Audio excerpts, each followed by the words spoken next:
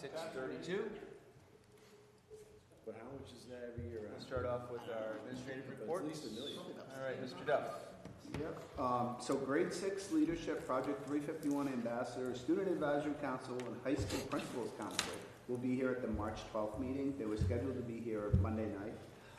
For some of you who may or may not know, our boys are in the district basketball game tonight in Dorchester, which is super exciting.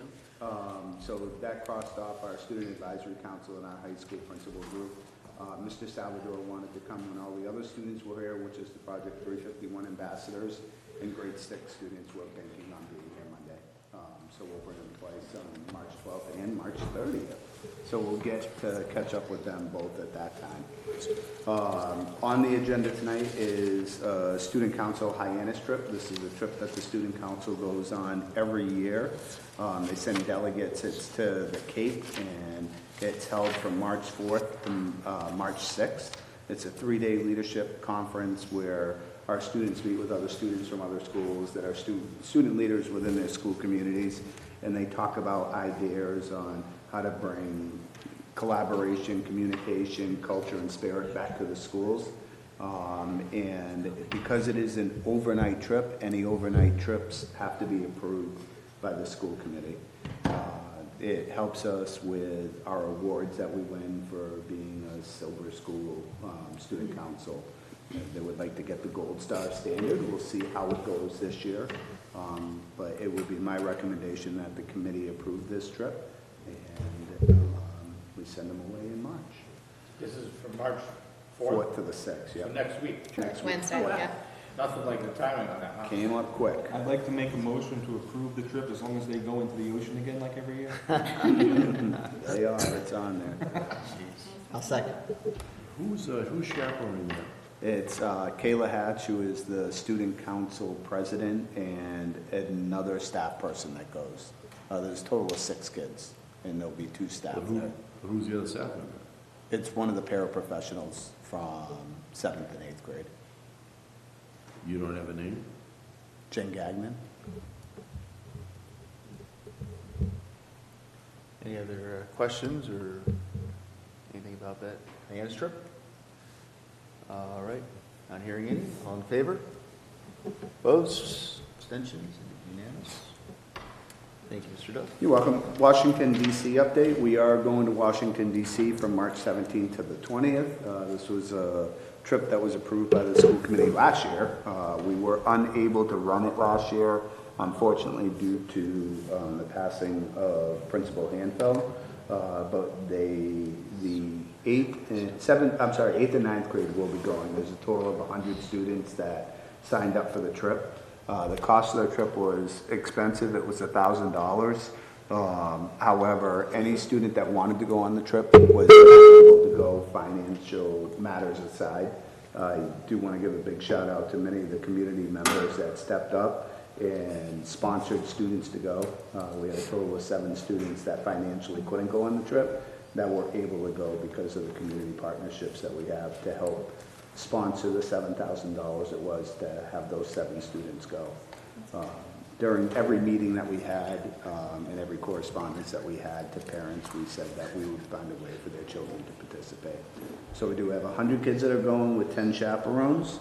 That trip will leave on March 17th at like 5 in the morning, and it'll be back that Friday night at like 9 or 10.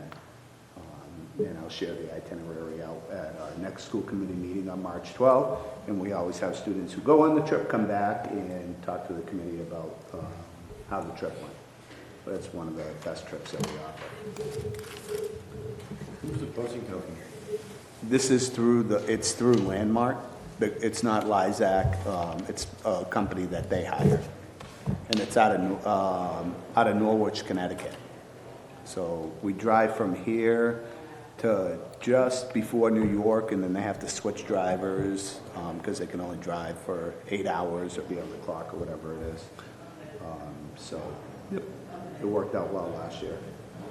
Southern Worcester County Educational Update. The Southern Worcester County Educational Update at our last board meeting. Southern Worcester County Educational Collaborative is the organization that we try to use for out-of-district placements. We are a member with that collaborative. Their increase next year is going to be 2.75% on their tuition, which is much lower than a lot of the out-of-district placements that we use. As a board, we did discuss the fact that their enrollment is going down as well, as you can see in many districts, but in out-of-district placements, it's sometimes strange to see their enrollments going down.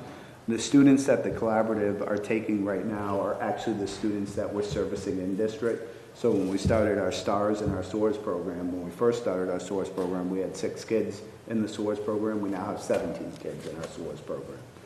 So those are kids that would typically have been sent to the collaborative that we're now keeping in district.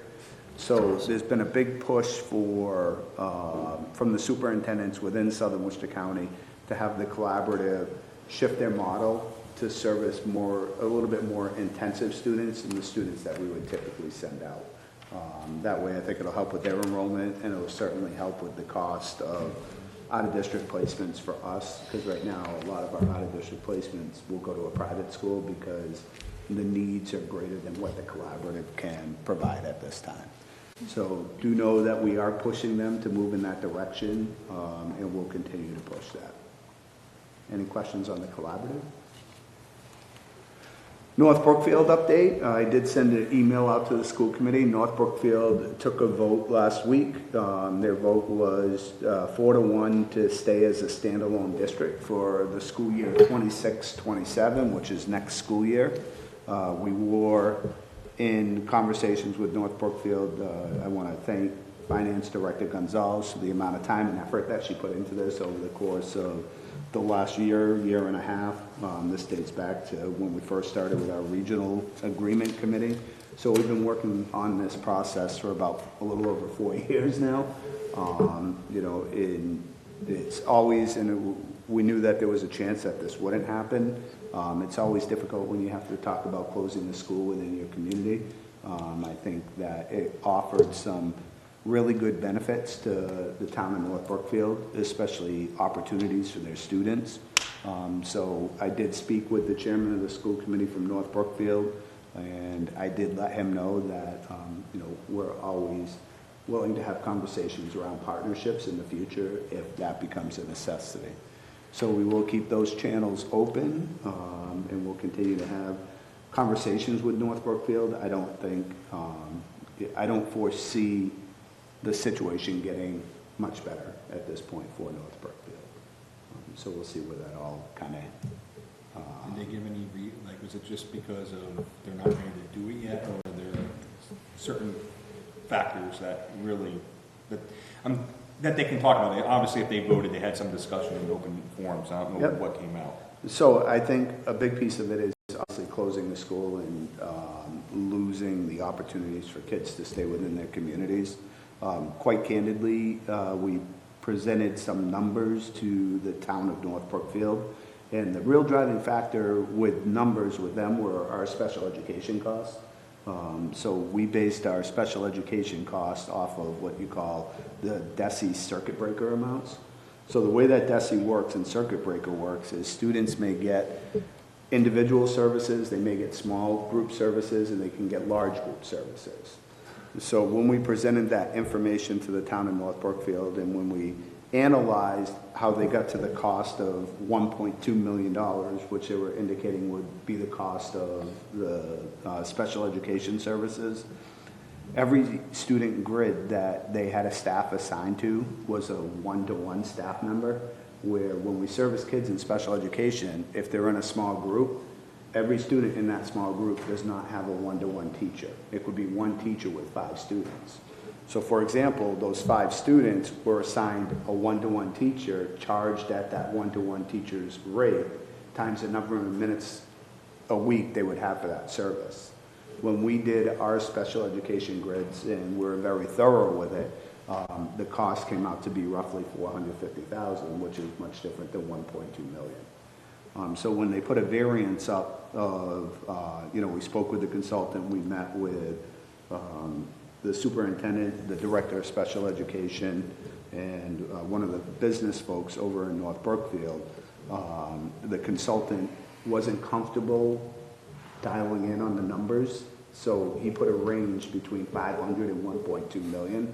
At 500,000, the tuition would have been, including for all students, it would have been about $15,000 per student. If you do the 1.2 million, it's over 20,000 per student. You know, and I think that we were very upfront and honest with North Brookfield. We did talk about them paying for the special education services if they wanted to pay for the teachers. Whatever was the most financially beneficial for them, if not using circuit breaker and it was cheaper to pay for 2 teachers and 6 paraprofessionals, let's go that way, because at the end of the day, it was about building a collaboration.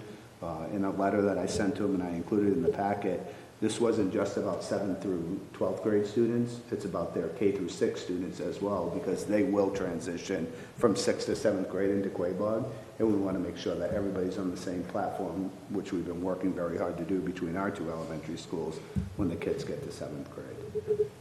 So it was a bit disappointing. We put a lot of effort into it. Our special education numbers and our special education cost, I think, were very spot on. The last thing we would want to do is be non-transparent or misleading with the district. And I just, you know, I was a little bit disappointed the way that information was rolled out. Andrew, would you like to add on? So, yeah, so I got a couple comments. So I didn't get a chance to attend either one of the meetings, but I did get to watch them.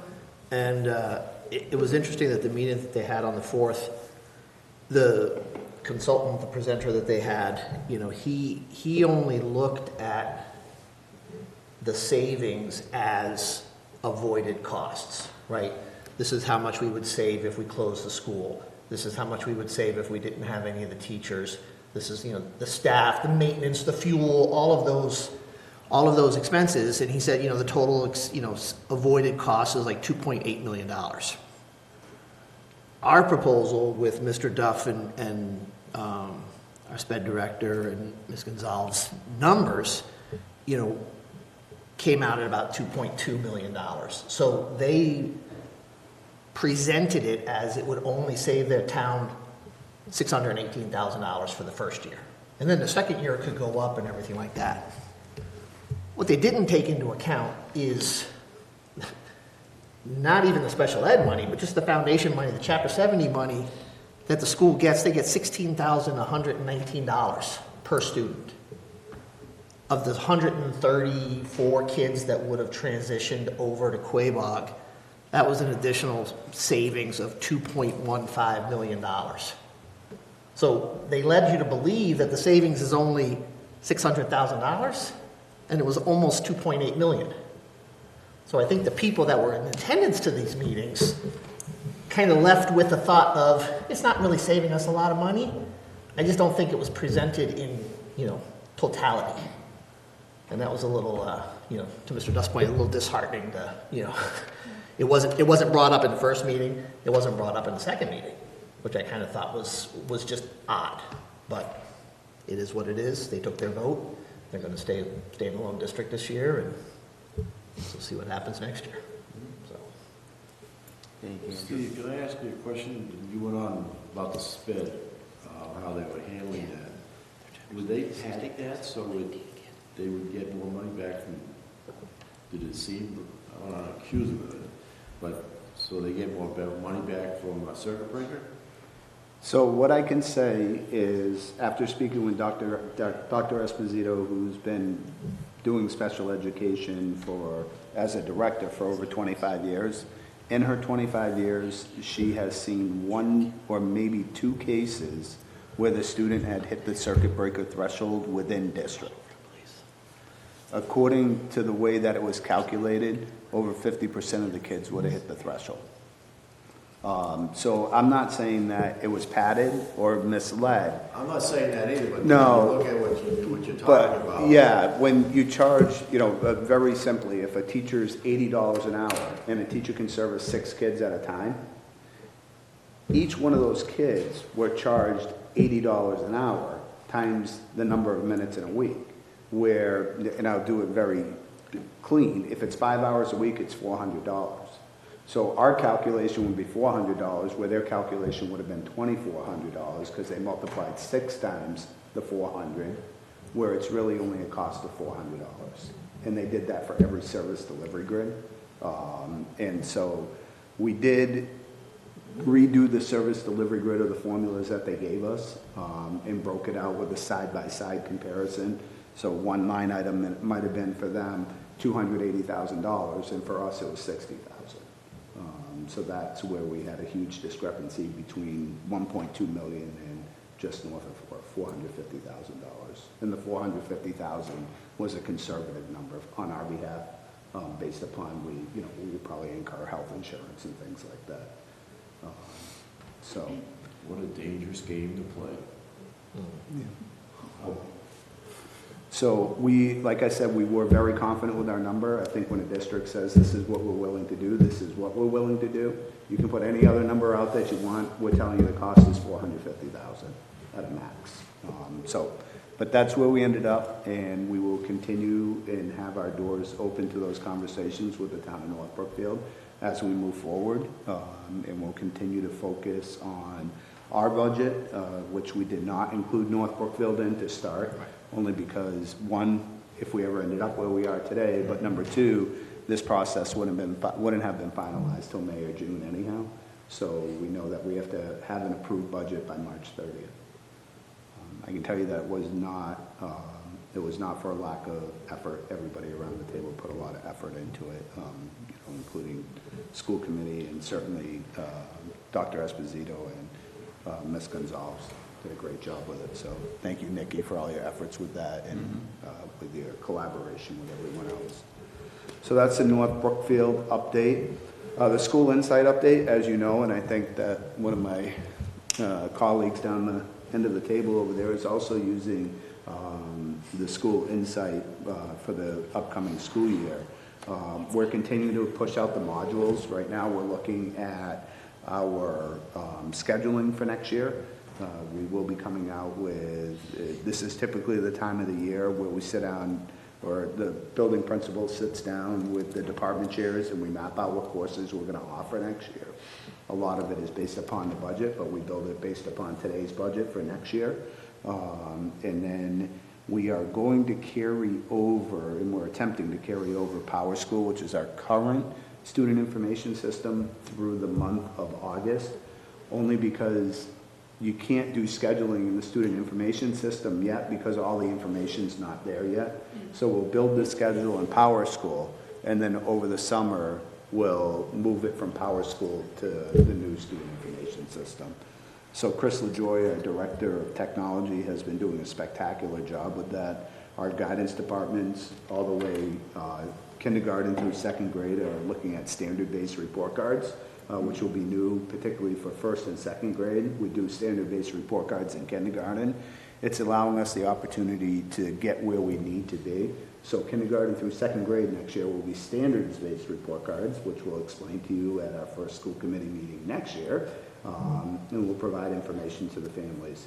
Eventually, we'd like to get to a K through 6 standards-based report card by rolling 1 year out at a time. So after next year, we'd like to see third grade go to standards-based report cards, and parents that had second graders will already be very familiar with what a standards-based report card looks like. So we're trying to do it systematically so that we don't blow parents away with something that they're not used to seeing. The benefits of a standards-based report card, just so that the committee knows, is currently in grades 3 through 12, your student comes home with a B. And you say, well, okay, you got a B. Well, are there any areas of difficulty? A standards-based report card looks at those areas and says, maybe it was multiplying with fractions. That standard would be on the report card, so you could see making progress and has met the expectation. So in the areas where they're making progress are areas where next year the teacher can look at the report card and say, oh, okay, the student needs help with multiplying fractions or whatever the standard is that they're working on. So it gives parents more information, but I think just as important, it gives teachers that information as kids move forward. So, Ms. Gonzalez, I want to thank you as well for your help with School Insight and talking Mr. Mr. LaJoy off the ledge at times, because when you change student information systems, it is a huge endeavor.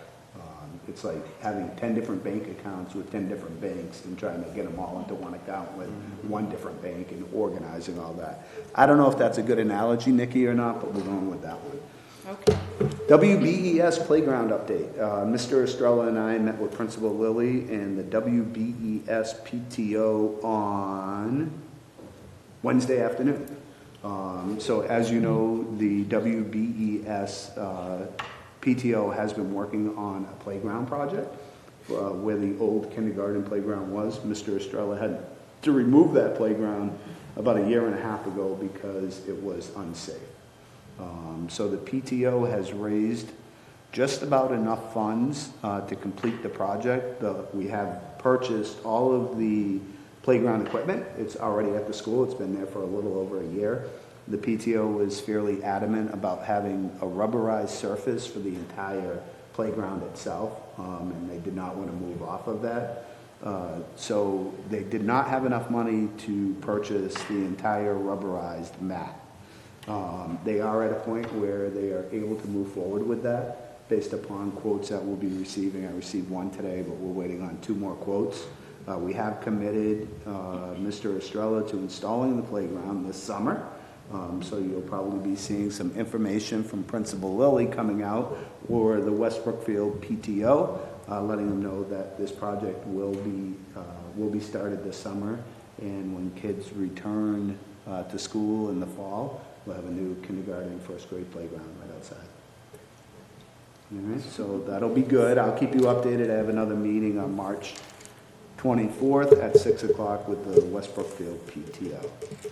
The solar update, we're continuing to look at potentially adding additional solar to some of our buildings. We did have a very good meeting with one of the solar companies that we were looking at, and they did an analysis of where we're at with our solar. And surprising enough to us, I think that he thought that we were only down 6% over since 2011, which is pretty remarkable. The problem with it, not in Warren, which it could be a problem as well, but more so across the state of Massachusetts is, you know, we have a lot of land out back, but they don't want you clearing land to put solar panels in. So the only option that we would have is to put additional solar panels on schools. So we will look at that over some time. We are also looking at some credits that we may be eligible for, that we'll be working with a consultant that is, the fee is based upon what they recovered. There's no cost up front to us. So if we can realize any savings on any of the credits that we had, then anything at this point will be better than nothing. So we will continue to look for different ways to offset those costs. Can you do that over the parking lot? Yeah, put up a garage and they get like student parking for a fee. Yeah, and they talked a little bit about that. They also talked about the ability to put in EV charging stations and, you know, for those that do have electric vehicles, I think that would be a very nicety. The problem with it is during the school day, you just don't want people driving on your campus for kind of charging their cars. I think particularly at Quaboag, we have room on the gym. The issue that we have is at some point in the next couple of years, we're going to have to replace the roof here. And that is going to be a significant amount of money. So we're waiting for the MSBA to release a roof project. And if we're going to do a roof project at the same time I think is when you look at adding additional solar panels. So this could be a couple of years out, but I think it's something worth looking at this point. So we're trying to coordinate as much as we can. The DOER grant, that's for electric, we can get electric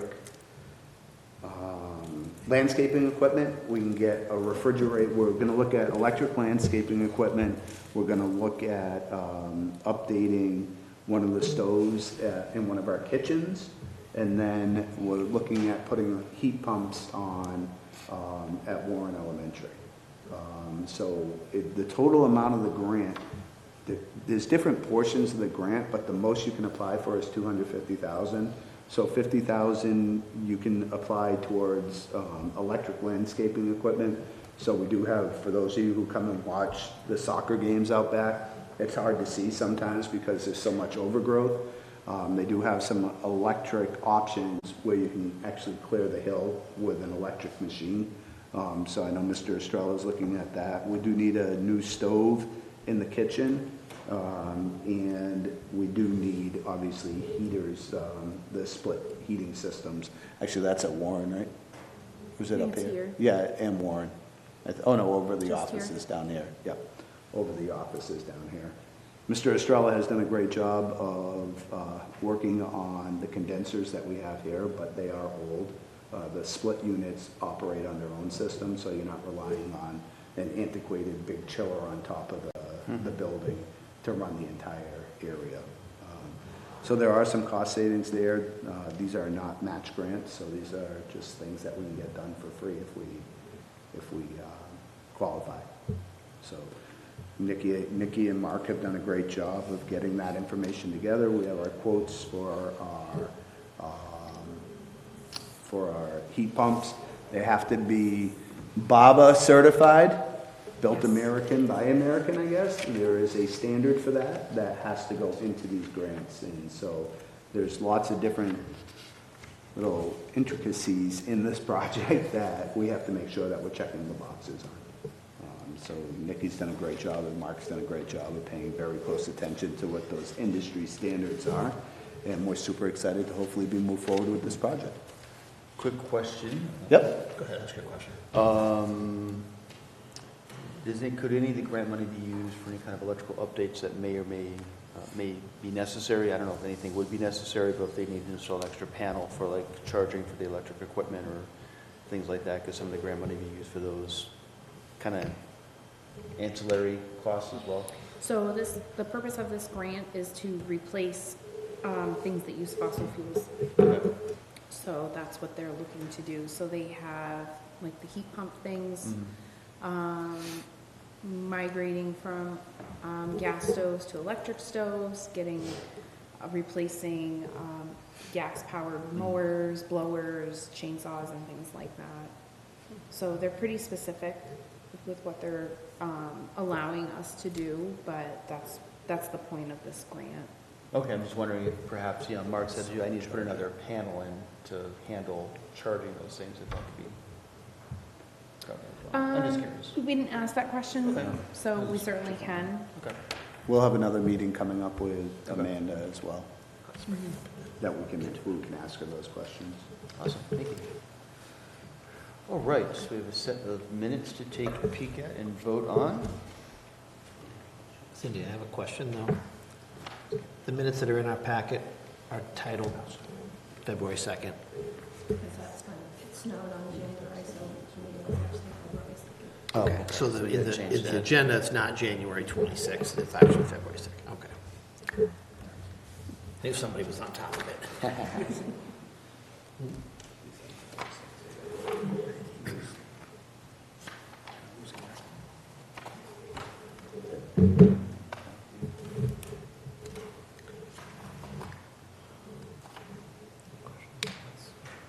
You want a motion to accept? Yeah, I just want, anyone have any questions or any kind of modifications to the minutes at all? No? Good. Make a motion to approve the minutes of February 2nd, 2026. Second. Second, any further comments, questions? Okay. All in favor? Hold on a second. Can't second. She can't second. Oh, you weren't here, okay. I'll second. Thank you, Matt. Days all blur together. I know, huh? It's been an interesting month. All right, so, all in favor? Opposed, abstentions? There we go. Jay, Thank you. they did not see executive session minutes though. Yeah, that's what I was just gonna say. that's Did what we I'm have looking executive for. session in February? It should be, it's all part of the same group, I think. Oh, I don't have my back on it. But I think it blended into the same ones. I think you have executive session. Oh, there it is. Yeah, it's Yep. on this page, yeah. Second page. Oh, I see, yeah. Yeah. Oh, I thought the same thing when I was looking through it, and I was like, oh. No, that's approving the executive session minutes of the 15th of December. Yeah, you're right, that's Oh, just the yeah. approval. Okay. Or do you want to table executive And then- session? Yeah, let's table that till- Yeah, I thought it was the same thing. unless we come across it in the packet later. Yep. Andrew? March 12th. Yep. March 12th. Okay. I do like the fact that the newsletter has come back. Yes. I'm very appreciative of that, since I Alright. no longer get the Quaboag Current, no matter how many times I've asked them to send it to me. All right. There's nothing ever in the Quaboag current, don't worry about it. There's some materials in the communications section for your perusal. And everyone's favorite topic is going to be the school calendar, which is very exciting to discuss. So I'd like you to please take a look at it before our March meeting and come up with any suggestions or comments or concerns about the calendar. All right. Well, isn't that calendar driven by the contract? So the contract, it's just, what are you gonna do? It's right here. So,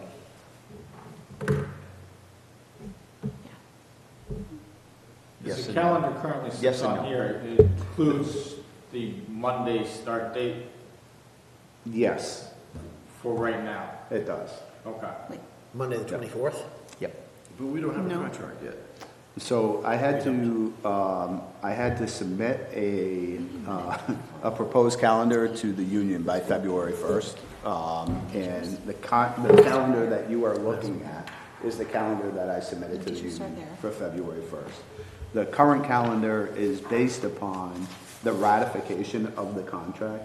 I was not asked First day of school. for an additional calendar, which I was prepared to present based upon where they were at.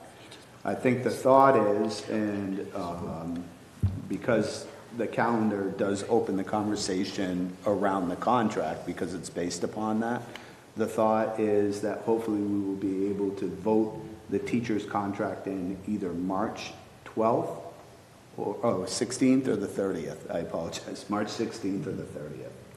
Okay, but this is the calendar that we are proposing for next school year. Yeah, sorry, I'm just looking at the, yeah. So the second page has first day of school, September 3rd. Yep, which is prior to Labor Day. Okay. Yep, So this. Labor Day falls later. So teachers would come back the, August 24th is not.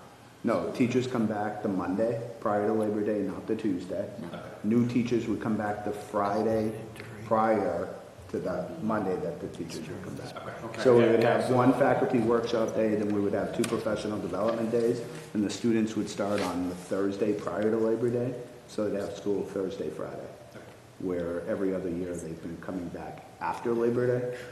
Our goal was to get the kids in earlier, so that is what this calendar is based on. There may be some dates within the calendar that switch around a little bit, just like the closing of, it'll be finalized for March 30th, but the closing of trimesters, so at the elementary buildings, we go on trimesters, at the high school, we do quarters, semesters, and year courses, so those dates shift a little bit, but those would be the only changes within there. There are no full-day professional developments within the school year. They're front loaded. Yep.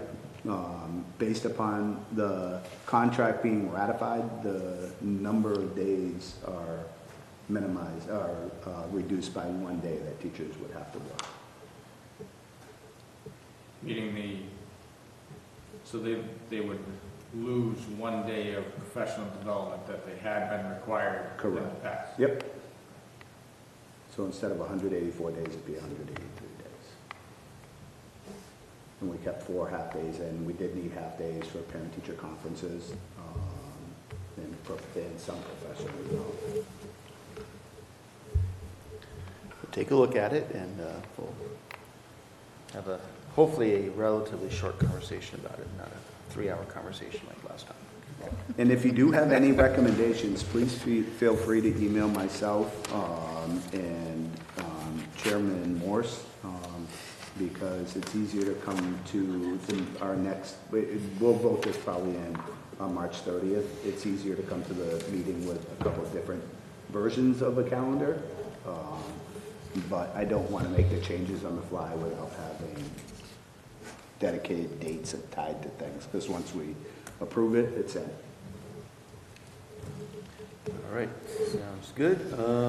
Let's take a look here. Financial business matters. Miss Nikki? So we concluded our admin meetings with the budget subcommittee the week before break. So everybody did a really good job of getting their information together and putting thought into what next year is going to look like. I have been working with Teresa from West Brookfield, so I received a request that at this point in time, it looks to be that they are in a deficit again going into next year, which we know, and that the request has been that we work to minimize our budget by the percentage, by half of the amount that they are out right now. So we are going to meet with John and Teresa to just kind of start some conversations, hear what they have to say. We've been asked to attend their finance committee meeting next month. So that's where we are with West Brookfield.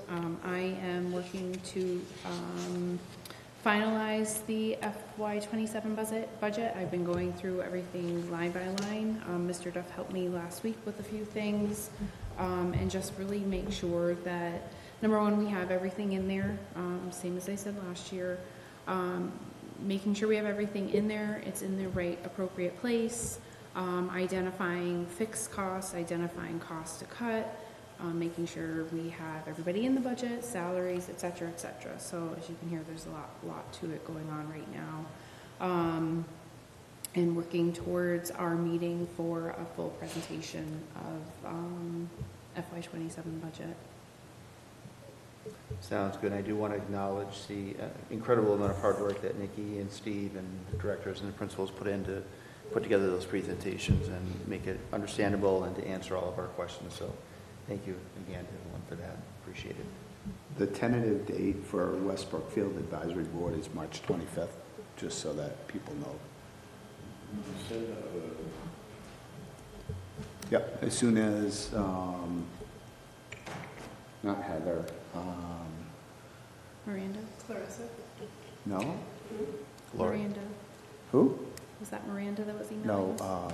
what's Kara's Melinda. mom? Belinda. Melinda. Melinda, Melinda. Melinda's up. Melinda. Yeah, as soon as, Melinda, we've been emailing back and forth, I'm sorry, we've talked to so many people.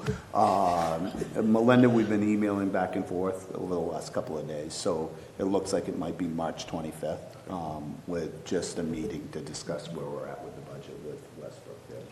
We are, I just made me think, we are also working with Teresa on setting up a meeting with MSBA to go over the West Brookfield roof, doors and windows project, so that Teresa can understand timeline, understand and ask any questions that she has as well. So we're working on putting a meeting together for that as well, so. Awesome. Thank you very much. All right. Unfinished business. A couple things here. See the budget. We talked about our budget with Chris LaJoy and Dr. Esposito. They presented everything, and we had some great conversations about ways to save money and efficiencies and things along those lines. That was a great meeting, so thanks again for that. Let's see, personnel. Mr. Schwenker? So we'll provide an update in executive session. There is a meeting scheduled with the Teamsters for next week. We will provide future updates at future meetings. All right, thank you. Mr. Matheson? We did not have a policy subcommittee meeting, and we will plan for some time in March. Okay. sounds good. Building committee, huh? Back to you. Back to me. Building committee, we talked about a lot of different things, including the MSBA application status and next grants, DORE grant status, Mr. Estrella's favorite topic, which is the handicap lift, IVAC updates, stadium lighting, replacement of a stove for food service, using some E-rate money for some technology updates to help out with a new and more efficient, improved phone system. Talked a little bit about the fire tower earmark for fire academy and the training, fob quotes for security and other features in the buildings, and that was about it. And I guess next meeting will be March 2nd. All right, new business. Yep, so Teamster negotiations, we will discuss it more in depth during our executive session, but we did have our first meeting a couple weeks ago, and we'll fill you in on how that went. We do have a meeting planned again for next week, and hopefully this process will move forward rather quickly. Awesome, thank you. All right, we've come to the time of our meeting where we have an opportunity for visitors to make statements and/or ask questions for a maximum of 20 minutes. Mr. Capaco. Ray Beckel, resident but representing Finance Committee in Warren. Excuse me.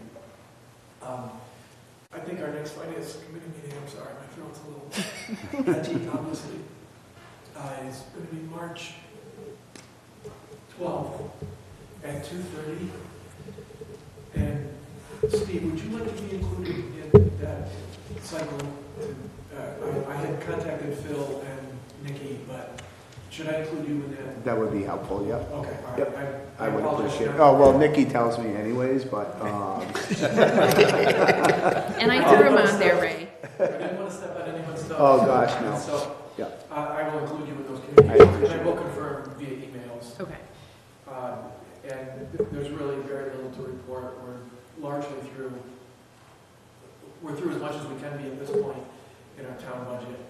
It's looking decent, and so we'll be looking forward to hearing your numbers. Hopefully by then, things should be kind of set. I know they're not finalized yet. They won't be presented to the committee, full committee yet at that point, but I think we'll have a, and so maybe after the March 9th meeting, if you could send a copy out of the draft that you have. We won't hold you to it, but just so we have some numbers to kind of start to look at. If I So can you request want, that. so you want that after a budget subcommittee? It's not coming to the full school Yes, committee until the and 16th? understanding, we won't hold you to it, but we just so we have something to speak to and look at. Thank you, that's all I have. Thanks, Ray. Okay, thank you very much. At this time, I will make a motion to go into executive session pursuant to Mass General Law, Chapter 30A, Section 21, to discuss Teamster negotiations. Executive session will consist of members of the school committee, Superintendent Duff, Ms. Courtney, Ms. Gonzalez, and we will reconvene in open session for adjournment. second. Aye. Yes, sir. Aye. Aye. Travis.